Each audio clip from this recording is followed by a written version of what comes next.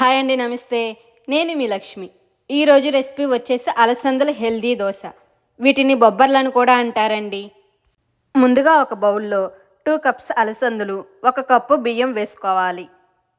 వీటిని 2 times wash చేసి నీరు పోసి 5 గంటలు నానపెట్టుకోండి. చూడండి, బాగా నానాయి. ఇప్పుడు మిక్సీ జార్లో వేసుకొని ఒక చిన్న అల్లం ముక్క, 2 పచ్చిమిర్చి, రుచికి తగినంత సాల్టు, 1 టీ స్పూన్ పసుపు, తగినంత వాటర్ వేసుకొని మెత్తగా గ్రైండ్ చేసుకోవాలి. ఇప్పుడు ఈ పిండిని ఒక బౌల్లో వేసుకొని మూత పెట్టి 15 నిమిషాలు వదిలేయండి. ఇప్పుడు స్టవ్ మీద దోశ ప్యాన్ పెట్టి ప్యాన్ హీట్ అయ్యాక దోశ వేసుకొని కొంచెం ఆయిల్ వేసుకొని 2 వైపులా కాల్చుకోవాలి.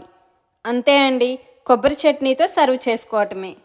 ఈ వీడియో నచ్చితే లైక్ చేసి మీ ఫ్రెండ్స్కి, ఫ్యామిలీ మెంబర్స్కి షేర్ చేయండి. మన ఛానల్ని ఫస్ట్ టైం చూసినట్లయితే సబ్స్క్రైబ్ చేసుకోండి.